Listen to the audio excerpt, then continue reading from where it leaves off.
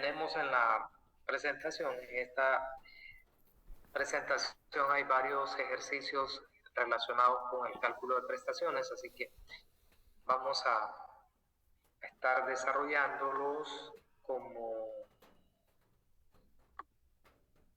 que estuviéramos de forma manual, ¿verdad? No valiéndonos de las herramientas que se pueden utilizar para este fin. Ustedes ya ven, la Secretaría de Trabajo tiene una herramienta para el cálculo de prestaciones. Ustedes lo pueden utilizar como para validar si sus cálculos están correctos, pero para efectos de la clase pues tienen que hacerlo de manera manual. Solo me confirman si pueden escucharme bien, porque hay veces que la señal puede ser un poco pésima. Sí, Lick, sí se escucha. Se escucha, Lick. Okay. Se le escucha Excelente. bien claro, Lick. Perfecto. Yo les comencé a compartir la pantalla. ¿Me confirman si pueden verla? Sí, se ve, Lick. Ok, perfecto. Jóvenes, entonces esta es la presentación que les comentaba. Tenemos Buenas noches, Lick. Buenas noches. Disculpe, solo que hay compañeros que dicen que están en espera. ¿Cree que los puede aceptar, por favor? Solo hay una compañera que está aquí. Vamos a ver, ya le di a aceptar. Ok, muchas gracias, Lick. Sí, a veces es la conexión que ellos tienen, ¿verdad? Que no les permite ingresar. Bueno, entonces tenemos varios artículos del Código de Trabajo que nos dan ciertas pautas para poder desarrollar el cálculo de las prestaciones laborales. El artículo 111 nos enumera cuáles son aquellas situaciones bajo las cuales se puede dar por finalizada una relación de trabajo sin que exista responsabilidad ni para el patrono, tampoco para el trabajador. Entonces son situaciones que están fuera del alcance de ambos. Por tal razón, no se establece ninguna responsabilidad para ambas partes, sino que es situaciones que pueden presentarse, ¿verdad? Y que no están bajo el control de ninguno de los dos. Ustedes por su cuenta pueden leer estas razones, están en el artículo 111.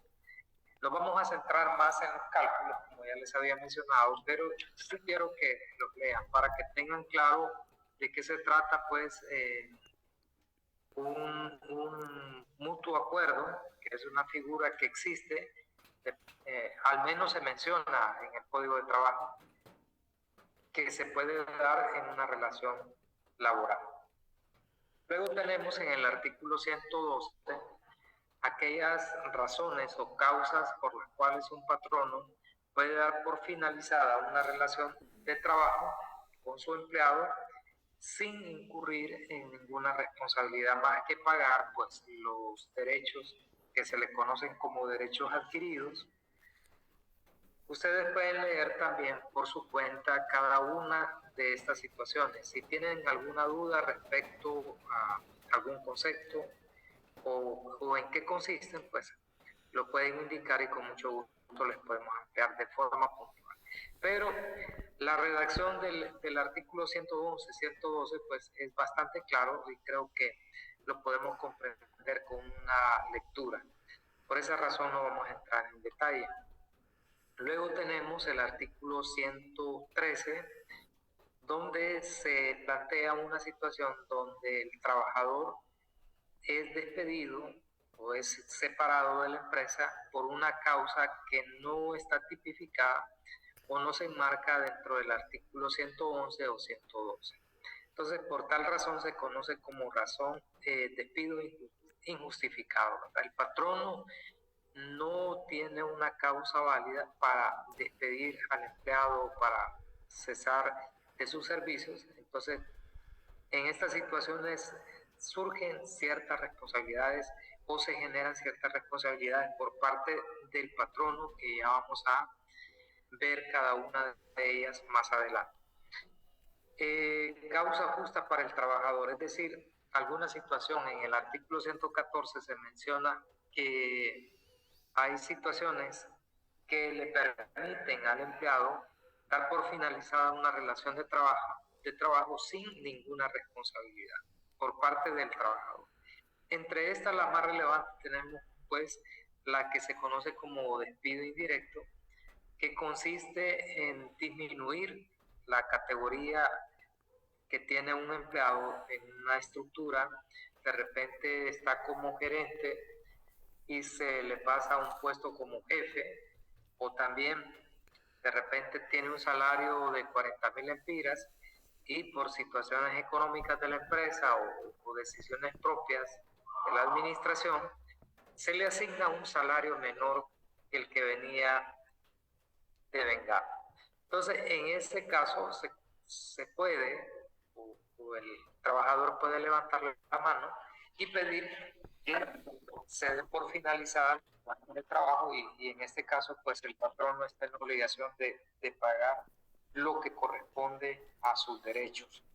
Eso lo estipula pues el artículo 114 y luego vemos en la diapositiva número 9 aquellos derechos que tiene el trabajador cuando es despedido de manera injustificada. Es decir, el patrón no tiene una razón válida para separarlo de su puesto, sino que arbitrariamente decide separarlo. Vean ustedes que tenemos el salario por el tiempo trabajado, ya vamos a ver en qué consiste, las vacaciones vencidas y de forma proporcional, 13º mes, 14º mes. Esto pues, si se cumple la normativa, pues de repente va a ser en forma proporcional siempre este cálculo.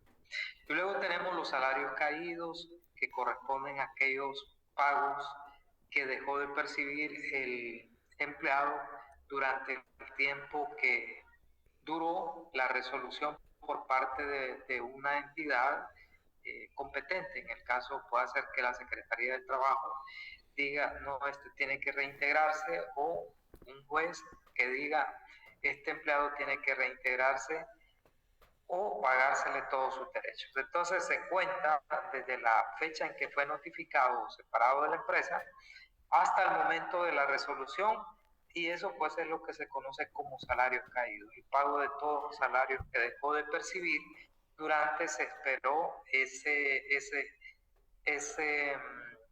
veredicto o esa resolución por parte de la autoridad competente. Luego tenemos el preaviso, ya vamos a ver en qué consiste. Y por último tenemos el auxilio cesantía. Vamos a ver, compañero o compañera, me dice su comentario. Está bueno, saludame ahí.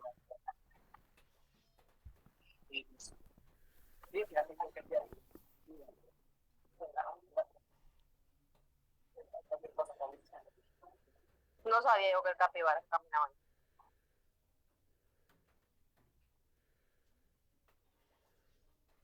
Ok. Creo que es Casey la que tenía abierto el micrófono. Lo siento, Lick. Ok.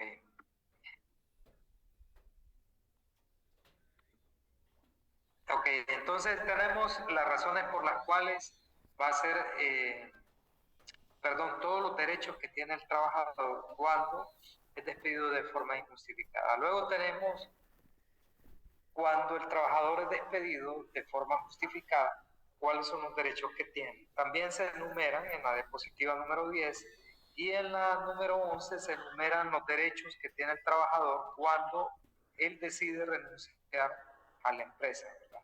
Entonces vamos a ver cada uno de estos derechos y vamos a mirar cuál es el procedimiento para determinar el valor económico que tiene que pagársele por cada uno de estos derechos. En primer lugar tenemos el preaviso. En el artículo 116 se estipula, se menciona que si el contrato de trabajo es por tiempo indefinido, cualquiera de las partes, es decir, empleado o patrono, que decida dar por finalizada la relación de trabajo, deberá de dar un preaviso Preaviso se entiende como un aviso, ¿verdad? Una notificación a poner en conocimiento a la otra parte que en cierta fecha finalizará la relación de trabajo.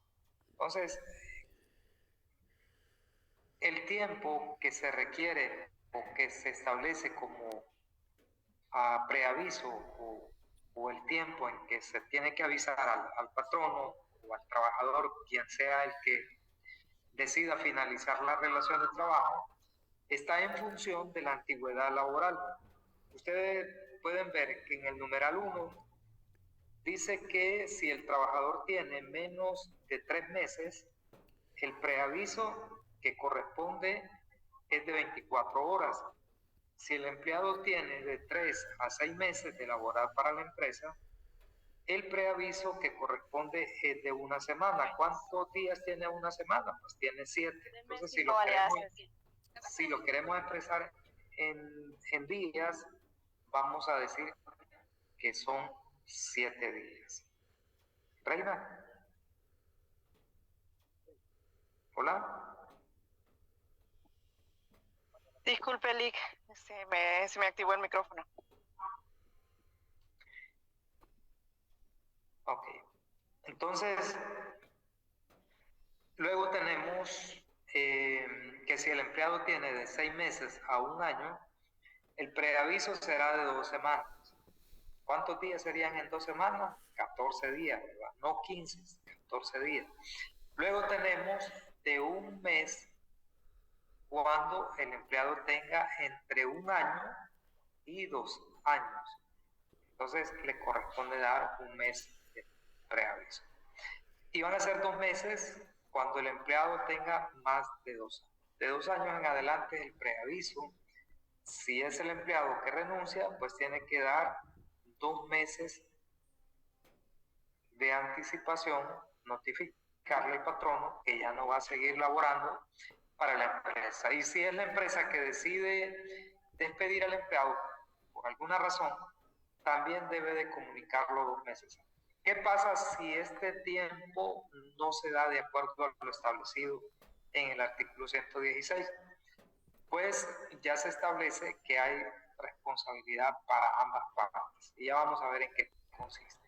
Algo bien importante, lo que se menciona en este párrafo, que si un trabajador es notificado por parte de su patrono que se va a finalizar la por iniciativa del patrono, en este caso,